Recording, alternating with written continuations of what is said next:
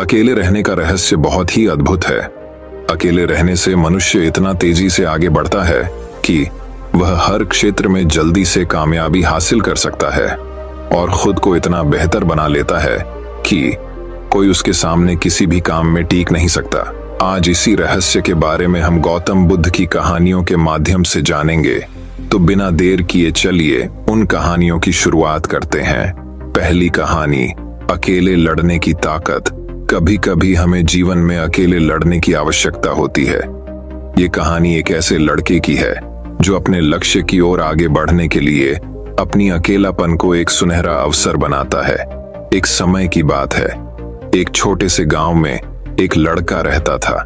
वह बहुत सपने देखता था और अपने लक्ष्यों की प्राप्ति के लिए प्रयास करने का निरंतर जुनून रखता था, परंतु उसके पास न कोई साथी था, न कोई मार्गदर्शन करने वाला।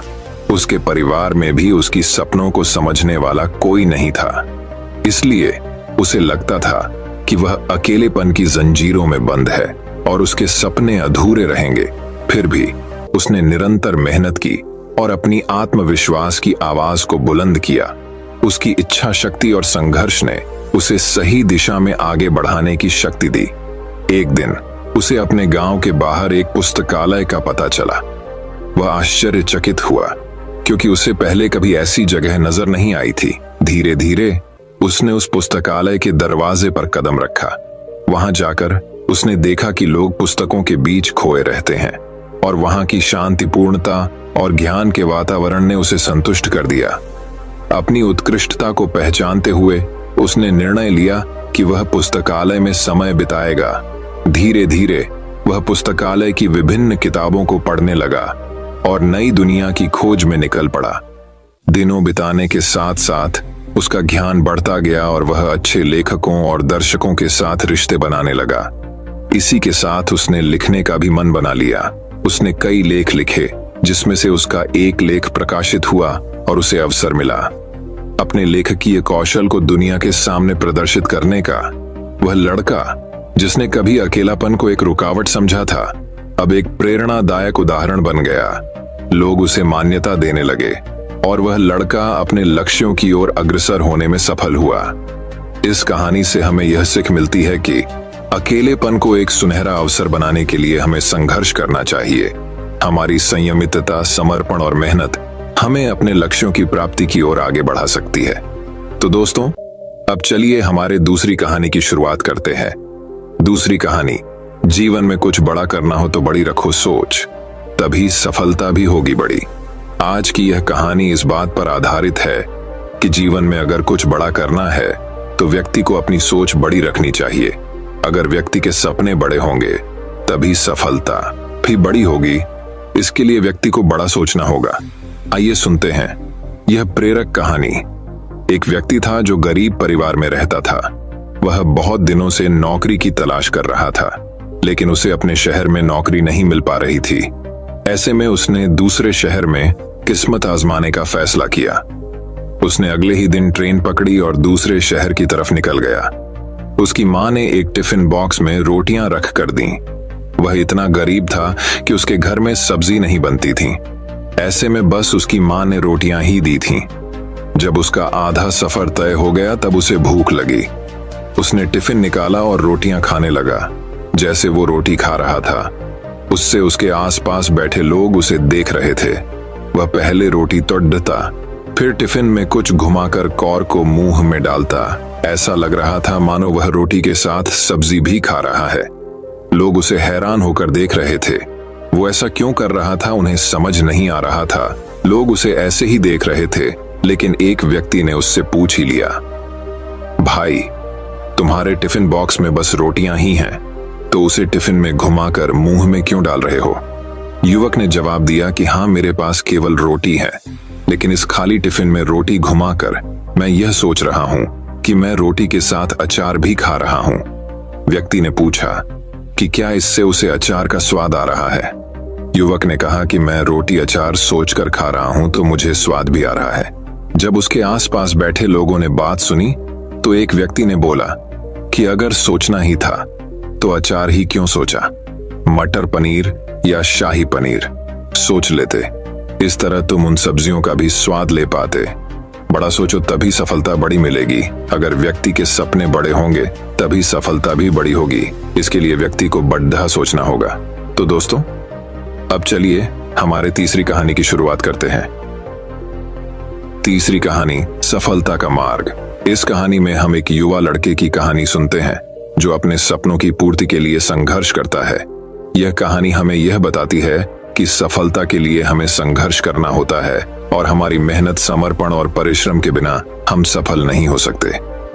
एक बार की बात है, एक छोटे से गांव में एक युवा लड़का अपने गरीब माता पिता के साथ परिवार में रहता था, जहां आर्थिक संकट के दिन चलना सामान्य था। लाडी डीके के मन में बड़े बड़े सपने थे। वह एक सफल व्यापारी बनना चाहता था। लड़का रोजाना ग्रंथालय जाता था और किताबें पढ़कर अपने ज्ञान को बढ़ाता था। उसके पास कुछ भी धन नहीं था, लेकिन उसने किसी भी मुसीबत को हराने का संकल्प बनाया था। उसने एक छोटे से दुकान में काम करना शुरू किया और अपनी मेहनत और समर्पण से अपनी कमाई बचाने लगा।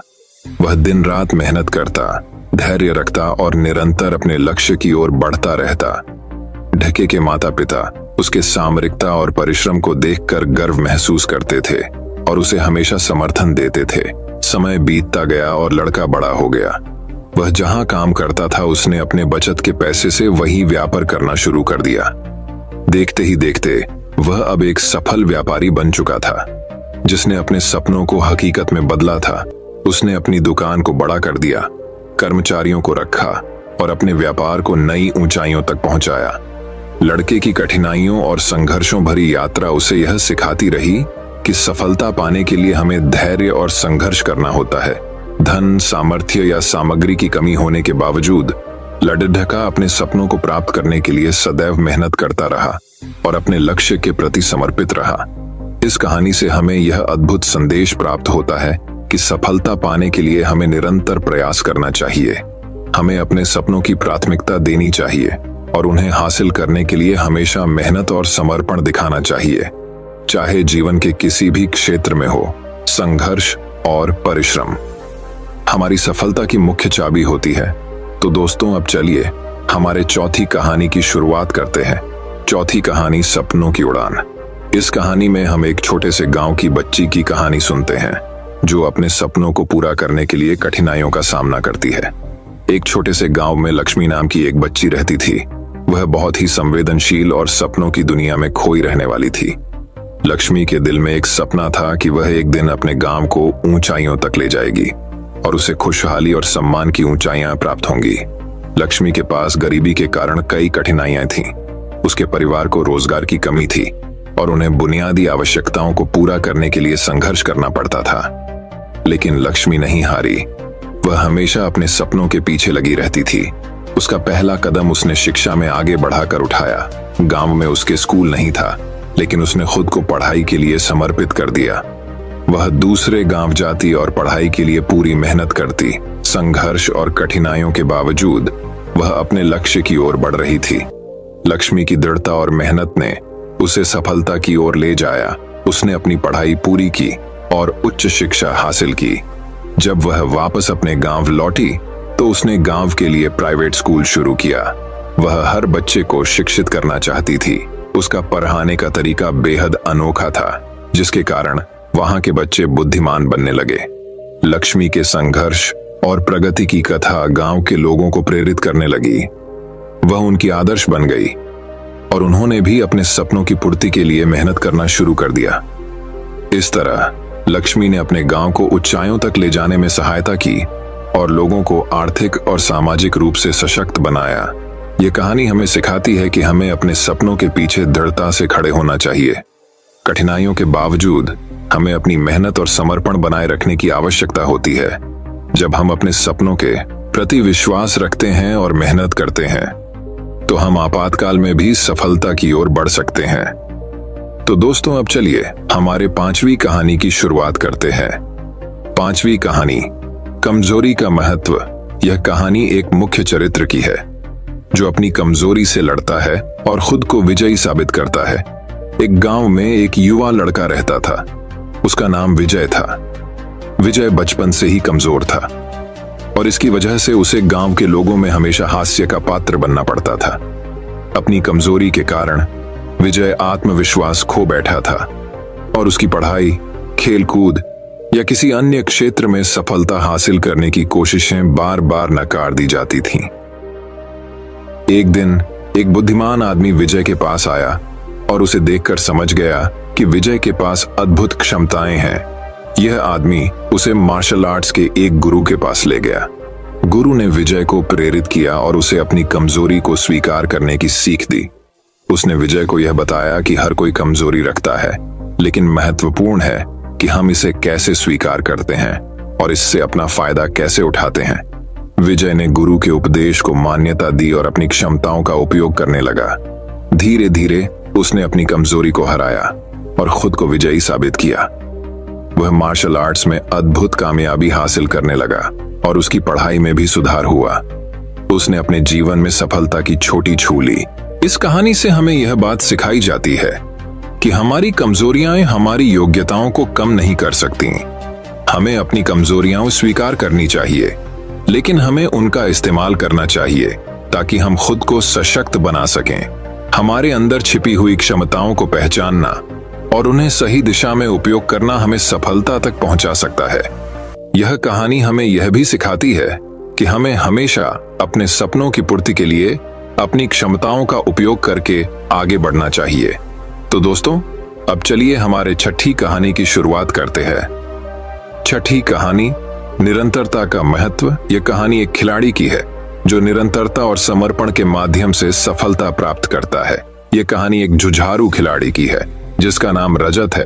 रजत बचपन से ही क्रिकेट के शौकीन थे और उन्हें सपना था कि वह अपने देश की टीम में खेलें। वह हमेशा अपने लक्ष्य को प्राप्त करने के लिए निरंतर और समर्पित रहता था। रजत के पास कोई प्रशिक्षक नहीं था, लेकिन वह हमेशा दिल से खेलते थे और प्रतिदिन क्रिकेट के क्षेत्र में समय बिताते थे। उनके दोस्त उन्हें हमेशा प्रोत्साहित करते थे और उनके साथ खेलने में सहायता करते थे। जब रजत अपने स्कूल के क्रिकेट टीम में चयनित हुए तो उनकी खुशी की कोई सीमा नहीं रह गई। उन्होंने अपने दम पर कई मैच जीते और बार बार अपनी क्षमता को साबित किया। लेकिन इस बीच रजत को भी कठिनाइयों का सामना करना पड़ा। वे कई मैचों में खारिज हो गए और कुछ बार वे हार भी गए। इसे देखकर रजत हिम्मत नहीं हारे और उन्होंने और अधिक मेहनत की। वे खुद को समय समय पर मार्गदर्शन के लिए फिल्में और वीडियो देखने का समय निकालते थे। वे अपनी तकनीक को सुधारने के लिए कोच से सलाह भी लेते थे। रजत की संघर्ष भरी मेहनत और समर्पण के कारण वे अपनी खुद की धारणा को मजबूत करने में सफल रहे। समय बीतते ही रजत का खेलने का अनुभव बढ़ता गया और उन्होंने अपनी क्षमता में सुधार देखा। उन्होंने अपने देश की युवा टीम में चयनित होने का गर्व महसूस किया और उसके बाद से उन्होंने अपनी सफलता के लिए और अधिक प्रयास किए। आज रजत अपनी देश की प्रमुख क्रिकेट टीम में खेल रहे हैं और वे निरंतर उन्नति कर रहे हैं। उनकी कहानी हमें यह सिखाती है कि हमें अपने लक्ष्यों के प्रति निरंतर और समर्पित रहना चाहिए और हमेशा प्रयास करते रहना चाहिए, चाहे हमें कितनी भी कठिनाइयां आएं। विजय और सफलता उस व्यक्ति की मेहनत और समर्पण पर निर्भर करती है जो कभी हिम्मत नहीं हारता।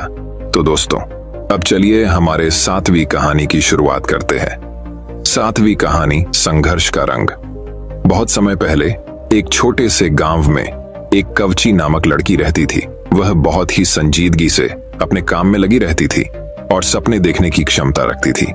उसका सपना था कि वह एक दिन एक बहादुर कवची बने और लोगों की सेवा करें। परंतु उसके रास्ते में कई संघर्ष आए। वह लड़की छोटी और कमजोर थी और इसलिए उसे शारीरिक तौर पर मजबूती की आवश्यकता थी। उसने नियमित रूप से संघर्ष करने का निर्णय लिया और खुद को अपने लक्ष्य की प्राप्ति के लिए प्रशिक्षित करने के लिए मेहनत की। उसकी रोजमर्रा की जीवन शैली में संघर्ष और मेहनत की आदत देखकर लोग उसे हंसते और उसकी मजबूती की कठिनाइयों को नजरअंदाज करते थे। धीरे धीरे उसके लिए संघर्ष और मेहनत ने फल देना शुरू किया। वह रोज नए चुनौतियों का सामना करती, अपनी क्षमता को सीमित करने के बावजूद नहीं हारती। उसकी आत्मविश्वास और संघर्ष की भावना ने उसे बड़े ऊंचाइयों तक पहुंचाया। उसे दिल से विश्वास था कि जब वह अपने संघर्षों को परिहार करेगी तो वह अपने सपने को प्राप्त करेगी। एक दिन एक महान संघर्ष के बाद उसने अपने लक्ष्य को पूरा कर लिया। वह एक विख्यात कवची बन गई और अपने लोगों की सेवा करने लगी। उसकी मजबूती, संघर्ष और मेहनत ने उसे एक आदर्श बना दिया। लोग उसे प्रेरणादायक मानते थे और उसकी कहानी को उनके लिए एक संदेश के रूप में देखते थे। इस कहानी से हमें यह सीख मिलती है कि जीवन में संघर्ष होना स्वाभाविक है। हमें संघर्षों को देखकर नहीं डरना चाहिए, बल्कि उनसे सीखना चाहिए और अपनी मेहनत और संघर्ष की मदद से अपने लक्ष्य की प्राप्ति करनी चाहिए। हमें खुद को बढ़ाने के लिए अपने संघर्षों को पहचानने और परिहार करने की क्षमता विकसित करनी चाहिए। संघर्ष हमारे अस्तित्व को मजबूत बनाता है और हमें सच्ची सफलता की ओर ले जाता है। तो दोस्तों, अब चलिए हमारे 8वीं कहानी की शुरुआत करते हैं। 8वीं कहानी, सफलता के सूत्र। एक समय की बात है। एक छोटे से शहर में एक व्यापारी रहता था। उसका नाम राजेश था। राजेश के पास कोई बड़ा व्यापार नहीं था, लेकिन उसकी मेहनती और जुनून से भरी आवाज थी। उसका सपना था कि एक दिन वह एक अपना व्यापार खोलेगा और सफलता की ऊंचाइयों को छू जाएगा। राजेश ने कई सालों तक एक नौकरी की है, लेकिन उसकी रुचि व्यापार में थी। वह हमेशा सोचता रहता था कि उसे क्या करना चाहिए ताकि वह अपने सपनों को पूरा कर सके। एक दिन राजेश ने निर्णय लिया कि वह अपना व्यापार शुरू करेगा। उसने अपने बचत के पैसों का इस्तेमाल करके एक छोटी सी दुकान खरीदी और उसमें सामान बेचने की शुरुआत की। पहले कुछ महीनों में राजेश का व्यापार थोड़ा सा उछल कूद के साथ चला, लेकिन जल्द ही उसे गाही बनाने का समय आया। राजेश ने खुद को सीखने, बढ़ते हुए प्रौद्योगिकी के उपयोग और ग्राहकों की आवश्यकताओं को समझने में जुटा दिया। वह मान्यता प्राप्त करने के लिए गुणवत्ता और उत्कृष्टता पर ध्यान देने लगा। इसके परिणाम स्वरूप उसकी दुकान का नाम शीघ्र ही लोकप्रियता में आया और लोग उसकी सेवाओं की प्रशंसा करने लगे। राजेश के व्यापार में सफलता की लहर आई और उसका व्यापार धीरे धीरे बढ़ता गया। उसने दूसरी दुकान खोली और अपने व्यापार की विस्तार की। राजेश की सफलता का राज उसकी मेहनत, समर्पण और आत्मविश्वास था। वह कभी नहीं हारा और हमेशा अपने लक्ष्य की ओर बढ़ता रहा। वह अपने संगठन को विकसित करने के लिए नए आइडियाओं पर काम किया और नई बाजारों में उत्पादों की पेशकश की। आज राजेश एक सफल व्यापारी के रूप में पहचाना जाता है। उसकी कहानी और उसकी सफलता दूसरों को प्रेरित करने के लिए एक मिसाल के रूप में साझा की जाती है। राजेश ने सिद्ध किया कि मेहनत, आत्मविश्वास और निरंतर प्रयास ही सफलता की कुंजी होती है। तो दोस्तों, अब चलिए हमारे 9वीं कहानी की शुरुआत करते हैं। 9वीं कहानी, जीत की गाथा। इस कहानी में हम एक खिलाड़ी की कहानी सुनते हैं जो कठिनाइयों के बावजूद जीत की ओर बढ़ता है। यह कहानी हमें यह सिखाती है कि हमें सभी परिस्थितियों में सकारात्मक रहना चाहिए और हमेशा अपनी जीत के लिए प्रयास करना चाहिए। यह कहानी एक खिलाड़ी के बारे में है जो विभिन्न कठिनाइयों का सामना करते हुए आगे बढ़ता है। उसका नाम रवि था। रवि एक बहुत ही प्रफुल्लित और सकारात्मक व्यक्तित्व वाला था। वह एक खेल के प्रेमी था और खुद को विभिन्न खेलों में महारत प्राप्त करने का सपना देखता था। रवि के जीवन में कई मुश्किलें आईं। पहले तो वह अपने खेल की रुचि को लेकर अकेला था। उसके परिवार वाले उसे खेलने को निराश करते थे और कहते थे कि खेल उसके भविष्य को बर्बाद करेगा। लेकिन रवि निरंतर अपने सपने के पीछे भागता रहा। एक दिन उसे एक महत्वपूर्ण खेल के लिए राष्ट्रीय स्तर पर प्रतियोगिता में हिस्सा लेने का मौका मिला। रवि ने अपने अभियान की शुरुआत की, लेकिन उसे पता था कि इस प्रतियोगिता में उसे बहुत सारी मुश्किलें प्राप्त होंगी। प्रतियोगिता के दौरान रवि को कठिनाइयों का सामना करना पड़ा। वह अपनी प्रदर्शन क्षमता में कमी महसूस कर रहा था और एक समय ऐसा आया जब उसे लगा कि उसकी हार तय हो चुकी है। लेकिन उसने हार मानने की बजाय सकारात्मक सोचने का निर्णय लिया। रवि ने खुद को सामर्थ्य और संयम से भरपूर महसूस करने का प्रयास किया। वह निरंतर मेहनत करता रहा और अपने को सुधारने के लिए प्रयास करता रहा। अपने को बेहतर बनाने के लिए उसने नई तकनीकों का अध्ययन किया और उसे अपने खेल में लागू किया। धीरे धीरे रवि अपने दूसरे प्रतियोगिता में सुधार दिखाने लगा। वह पहले से ज्यादा सुरक्षित, तेज और बुद्धिमान हो गया था। अपने प्रतिद्वंद्वियों को हराने के लिए उसने बेहतरीन प्रदर्शन किए और उसके सपने को पूरा करने के लिए जीवन भर के प्रयासों को समर्पित किया। अंततः उसकी मेहनत और समर्पण ने उसे विजयी बना दिया। उसने राष्ट्रीय स्तर की प्रतियोगिता जीती और खुद को साबित किया कि सकारात्मक सोच और अथक प्रयास से कोई भी लक्ष्य हासिल किया जा सकता है। रवि की इस कहानी से हमें यह सीख मिलती है कि जीवन में हमेशा सकारात्मक रहना चाहिए। भले ही हमारे सामर्थ्य को कितनी भी मुश्किलें आएं, हमेशा अपने लक्ष्य के प्रति संकल्पित रहना चाहिए और अपने को सुधारने के लिए प्रयास करना चाहिए। हार मानने की बजाय हमें उससे सीख लेनी चाहिए और आगे बढ़ने के लिए तत्पर रहना चाहिए। इन मोटिवेशनल कहानियों को सुनकर आपको निरंतरता, समर्पण, आत्मविश्वास और संघर्ष की महत्वपूर्णता का अनुभव होगा। ये कहानियां आपको आगे बढ़ने के लिए प्रेरित करेंगी और आपको अपने लक्ष्यों की ओर ले जाएंगी। तो दोस्तों, अब चलिए हमारे 10वीं कहानी की शुरुआत करते हैं। 10वीं कहानी, संकट में साथ देना। यह कहानी एक गांव की है जहां लोग एक दूसरे के सहारे जीने का तरीका सीखते हैं। एक गांव था जहां लोगों के बीच में अनूठा एक बंधन था। यहाँ के लोग एक दूसरे के साथ मेहनत करते, सहायता करते और एक दूसरे के साथ खुशियों और दुखों को बांटते थे। इस गांव की कहानी बहुत ही अनोखी थी। एक बार गांव में एक नया आदमी आया। उसका नाम राम था। राम बहुत ही निराशाजनक हालात में आया था। वह एक छोटे से गांव में दूर रहते थे, जहां उनका परिवार बीमारियों और तंगी में फंसा था। उन्होंने सोचा कि वह इस गांव में आकर नए जीवन की कोशिश करेंगे। राम गांव में आकर एक आदर्श बनने के लिए प्रयास करने लगे। वे हर काम में मेहनत करते, दूसरों की सहायता करते और सबके लिए प्रेरणा स्रोत बन गए। दूसरे लोगों की खुशियों और दुखों में भी वे सहभागी रहते। एक बार गांव में बड़ा दुहक का समय भी आया, जब गांव के मुखिया का बेटा अचानक बीमार पड़ गया। उसकी स्थिति गंभीर थी और उसके परिवार को इलाज के लिए पैसों की आवश्यकता थी। लेकिन गरीबी के कारण परिवार के पास इतनी धनराशि नहीं थी। जब राम ने इसे सुना, उन्होंने तत्परता से अपनी सभी बचत की राशि का उपयोग करके परिवार की मदद की। वे नहीं चाहते थे कि इस दुखी परिवार को किसी भी हमारी तरह जूझना पड़े। उन्होंने बचत की राशि के साथ साथ दूसरे गांव वालों को भी अपील की और उन्होंने भी उस परिवार की सहायता की। इस आपातकाल में गांव वालों ने एक बड़ी टीम बना ली। सभी ने मेहनत करके और अपने संगठन के साथ मिलकर इलाज के लिए पैसे इकट्ठा किए। थोड़े समय के बाद बेटे का इलाज हुआ और वह पूरी तरह स्वस्थ हो गया। इस घटना के बाद गांव वालों के मदद करने के इरादे एक दूसरे के साथ और भी मजबूत हो गए। यह उनकी सद्भावना, नेकी और सामर्थ्य का परिणाम था।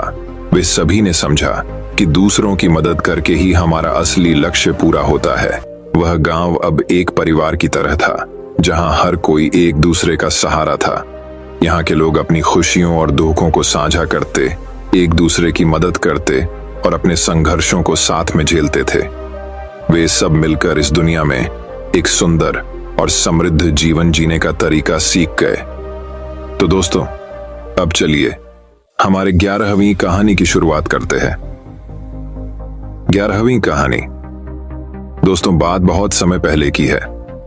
विशाल नगर राज्य में एक बढ़ई था। वह दूर के शहर में एक सेठ के यहाँ काम करने गया। एक दिन काम करते करते उसकी आरी टूट गई। बिना आरी के वह काम नहीं कर सकता था और वापस अपने गांव लौटना भी मुश्किल था। इसलिए वह शहर से पास एक गांव पहुंचा। इधर उधर पूछने पर उसे लोहार का पता चल गया। वह लोहार के पास गया और बोला, भाई, मेरी आरी छूट गई है, तुम मेरे लिए एक अच्छी सी आरी बना दो। लोहार बोला, बना दूंगा, पर इसमें समय लगेगा। तुम कल इसी वक्त आकर मुझसे आरी ले सकते हो। बढ़ई को तो जल्दी थी, सो उसने कहा, भाई, कुछ पैसे अधिक ले लो, पर मुझे अभी आरी बना कर दे दो। बात पैसे की नहीं है भाई। अगर मैं इतनी जल्दबाजी में औजार बनाऊंगा तो मुझे खुद उससे संतुष्टि नहीं होगी। मैं औजार बनाने में कभी भी अपनी तरफ से कोई कमी नहीं रखता। लोहार ने समझाया। बड़ी तैयार हो गया और अगले दिन आकर अपनी आरी ले गया। आरी बहुत अच्छी बनी थी। बड़ी पहले की अपेक्षा आसानी से और पहले से बेहतर काम कर पा रहा था। बड़ी ने खुशी से ये बात अपने सेठ को भी बताई और लोहार की खूब प्रशंसा की। सेठ ने भी आरी को करीब से देखा। इसके कितने पैसे लिए उस लोहार ने? सेठ ने बड़ी से पूछा। 10 रुपए। सेठ ने मन ही मन सोचा कि शहर में इतनी अच्छी आरी के तो कोई भी 30 रुपए देने को तैयार हो जाएगा। क्यों ना उस लोहार से ऐसी दर्जनों आरियां बनवा कर शहर में बेचा जाए। अगले दिन सेठ लोहार के पास पहुंचा और बोला, मैं तुमसे ढेर सारी आरियां बनवाऊंगा और हर आरी के 10 रुपये दूंगा, लेकिन मेरी एक शर्त है। आज के बाद तुम सिर्फ मेरे लिए काम करोगे। किसी और को आरी बनाकर नहीं बेचोगे। मैं आपकी शर्त नहीं मान सकता, लोहार बोला। सेठ ने सोचा कि लोहार को और अधिक पैसे चाहिए। वह बोला, ठीक है, मैं तुम्हें हर आरी के 15 रुपए दूंगा। अब तो मेरी शर्त मंजूर है, लोहार ने कहा। नहीं, मैं अभी भी आपकी शर्त नहीं मान सकता। मैं अपनी मेहनत का मूल्य खुद निर्धारित करूंगा। मैं आपके लिए काम नहीं कर सकता। मैं इस दाम से संतुष्ट हूं, इससे ज्यादा दाम मुझे नहीं चाहिए। बड़े अजीब आदमी हो, भला कोई आती हुई लक्ष्मी को मना करता है? व्यापारी ने आश्चर्य से बोला। लोहार बोला, आप मुझसे आरी लेंगे, फिर उसे दुगने दाम में गरीब खरीदारों को बेचेंगे, लेकिन मैं किसी गरीब के शोषण का माध्यम नहीं बन सकता। अगर मैं लालच करूंगा तो उसका भुगतान कई लोगों को करना पड़ेगा, इसलिए आपका ये प्रस्ताव मैं स्वीकार नहीं कर सकता। सेठ समझ गया कि एक सच्चे और ईमानदार व्यक्ति को दुनिया की कोई दौलत नहीं खरीद सकती। वह अपने सिद्धांतों पर अडिग रहता है। अपने हित से ऊपर उठकर और लोगों के बारे में सोचना एक महान गुण है। लोहार चाहता तो आसानी से अच्छे पैसे कमा सकता था, पर वह जानता था कि उसका जरा सा लालच बहुत से जरूरतमंद लोगों के लिए नुकसानदायक साबित होगा, और वह सेठ के लालच में नहीं पड़ता। दोस्तों, अगर ध्यान से देखा जाए तो लोहार की तरह ही हम में से अधिकतर लोग जानते हैं कि कब हमारी खुदगर्जी या लालच की वजह से बाकी लोगों को नुकसान होता है, पर ये जानते हुए भी हम अपने फायदे के लिए काम करते हैं। हमें इस स्वभाव को बदलना होगा। बाकी लोग क्या करते हैं इसकी परवाह किए बगैर हमें खुद ये फैसला करना होगा कि हम अपने फायदे के लिए ऐसा कोई काम न करें जिससे औरों को तकलीफ पहुंचती हो। तो दोस्तों, अब चलिए हमारे 12वीं कहानी की शुरुआत करते हैं। 12वीं कहानी।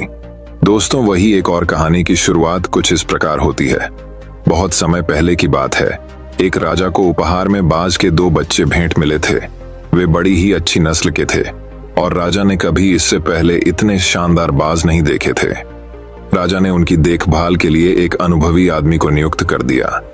जब कुछ महीने बीत गए तो राजा ने बाजों को देखने का मन बनाया और उस जगह पहुंच गए जहां उन्हें पाला जा रहा था।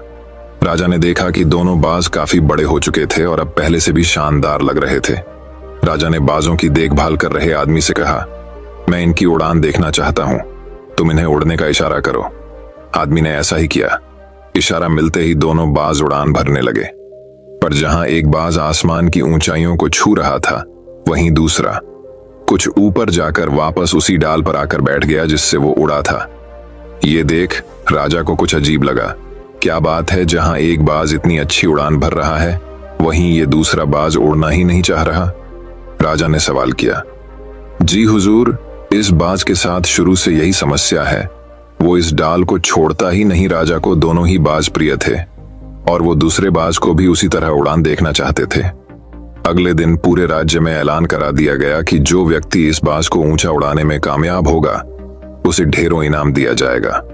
फिर क्या था, एक से एक विद्वान आए और बाज को उड़ाने का प्रयास करने लगे, पर हफ्तों बीत जाने के बाद भी बाज का वही हाल था। वो थोड़ा सा उड़ता और वापस डाल पर आकर बैठ जाता। फिर एक दिन कुछ अनोखा हुआ। राजा ने देखा कि उसके दोनों बाज आसमान में उड़ रहे हैं। उन्हें अपनी आंखों पर यकीन नहीं हुआ और उन्होंने तुरंत उस व्यक्ति का पता लगाने को कहा जिसने ये कारनामा कर दिखाया था। वह व्यक्ति एक किसान था। अगले दिन वह दरबार में हाजिर हुआ। उसे इनाम में स्वर्ण मुद्राएं भेंट करने के बाद राजा ने कहा, मैं तुमसे बहुत प्रसन्न हूं, बस तुम इतना बताओ कि जो काम बड़े बड़े विद्वान नहीं कर पाए वो तुमने कैसे कर दिखाया। किसान ने कहा, मालिक, मैं तो एक साधारण सा किसान हूं। मैं ज्ञान की ज्यादा बातें नहीं जानता। मैंने तो बस वो डाल काट दी जिस पर बैठने का बाज आदि हो चुका था, और जब वो डाल ही नहीं रही तो वो भी अपने साथी के साथ ऊपर उड़ने लगा। दोस्तों, हम सभी ऊंचा उड़ने के लिए ही बने हैं, लेकिन कई बार हम जो कर रहे होते हैं उसके इतने आदी हो जाते हैं कि अपनी ऊंची उड़ान भरने की, कुछ बड़ा करने की काबिलियत को भूल जाते हैं। यदि आप भी सालों से किसी ऐसे ही काम में लगे हैं जो आपके सही आंतरिक शक्ति के मुताबिक नहीं है, तो एक बार जरूर सोचिए कि कहीं आपको भी उस डाल को काटने की जरूरत तो नहीं जिस पर आप बैठे हुए हैं। तो दोस्तों, अब चलिए हमारे 13वीं कहानी की शुरुआत करते हैं। 13वीं कहानी। दोस्तों, वही अब एक और कहानी की शुरुआत कुछ इस प्रकार होती है। विश्व के महानतम दार्शनिकों में से एक सुकरात एक बार अपने शिष्यों के साथ बैठे कुछ चर्चा कर रहे थे। तभी वहां अजीबोगरीब वस्त्र पहने एक ज्योतिषी आ पहुंचा। वह सबका ध्यान अपनी ओर आकर्षित करते हुए बोला, मैं ज्ञानी हूं, मैं किसी का चेहरा देखकर उसका चरित्र बता सकता हूं। बताओ तुम में से कौन मेरी इस विद्या को परखना चाहेगा। शिष्य सुकरात की तरफ देखने लगे। सुकरात ने उस ज्योतिषी से अपने बारे में बताने के लिए कहा। अब वह ज्योतिषी उन्हें ध्यान से देखने लगा। सुकरात बहुत बड़े ज्ञानी तो थे, लेकिन देखने में बड़े सामान्य थे, बल्कि उन्हें कुरूप कहना कोई अतिशयोक्ति न होगी। ज्योतिषी उन्हें कुछ देर निहारने के बाद बोला, तुम्हारे चेहरे की बनावट बताती है कि तुम सत्ता के विरोधी हो। तुम्हारे अंदर द्रोह करने की भावना प्रबल है। तुम्हारी आंखों के बीच पड़ी सिकुड़न तुम्हारे अत्यंत क्रोधी होने का प्रमाण देती है। ज्योतिषी ने अभी इतना ही कहा था कि वहां बैठे शिष्य अपने गुरु के बारे में ये बातें सुनकर गुस्से में आ गए और उस ज्योतिषी को तुरंत वहां से जाने के लिए कहा। पर सुकरात ने उन्हें शांत करते हुए ज्योतिषी को अपनी बात पूर्ण करने के लिए कहा। ज्योतिषी बोला, तुम्हारा बेडौल सिर और माथे से पता चलता है कि तुम एक लालची ज्योतिषी हो और तुम्हारी ठुड्डी की बनावट तुम्हारे सन की होने की तरफ इशारा करती है। इतना सुनकर शिष्य और भी क्रोधित हो गए, पर इसके उलट सुकरात प्रसन्न हो गए और ज्योतिषी को इनाम देकर विदा किया। शिष्य सुकरात के इस व्यवहार से आश्चर्य में पड़ गए और उनसे पूछा, गुरुजी, आपने उस ज्योतिषी को इनाम क्यों दिया, जबकि उसने जो कुछ भी कहा वो सब गलत है। नहीं पुत्रों, ज्योतिषी ने जो कुछ भी कहा वो सब सच है। उसके बताए सारे दोष मुझ में हैं। मुझे लालच है, क्रोध है, और उसने जो कुछ भी कहा वो सब है। पर वह एक बहुत जरूरी बात बताना भूल गया। उसने सिर्फ बाहरी चीजें देखी, पर मेरे अंदर के विवेक को नहीं आंक पाया, जिसके बल पर मैं इन सारी बुराइयों को अपने वश में किए रहता हूं। बस वह यहीं चूक गया। वह मेरे बुद्धि के बल को नहीं समझ पाया। सुकरात ने अपनी बात पूर्ण करते हुए कहा, सभी के अंदर लालच, कामना, क्रोध होता है, लेकिन ये तो उस व्यक्ति पर निर्धारित होता है कि वो इन भावों को अपने काबू में कैसे कर पाता है। जो व्यक्ति अपनी बुद्धि का इस्तेमाल कर पाता है, वो अपने अंदर की बुराइयों को लोगों के सामने प्रस्तुत करने का खुद को मौका ही नहीं देता। मित्रों, यह प्रेरक प्रसंग बताता है कि बड़े से बड़े इंसान में भी कमियां हो सकती हैं, पर यदि हम अपनी बुद्धि का प्रयोग करें तो सुकरात की तरह ही उन कमियों से पार पा सकते हैं। दोस्तों, मैं उम्मीद करता हूं कि यह कहानी सुनने से आपके जीवन में अच्छे बदलाव आए होंगे। आपको इस वीडियो से क्या सीखने मिला, ये कमेंट करके जरूर बताएं और अपने परिवार, दोस्तों या आपके करीबी इंसान के साथ ये कहानी शेयर करके उन्हें भी इस ज्ञान से परिचित करवाएं। बाकी अगर आपको यह वीडियो दिल से अच्छी लगी हो तभी इस वीडियो को लाइक कर देना, और आपने अब तक इस चैनल को सब्सक्राइब न किया हो तो चैनल को सब्सक्राइब भी जरूर कर देना। आपका हर दिन शुभ हो और खुशियों से आपका जीवन भरा रहे। धन्यवाद। नमो बुद्धाय।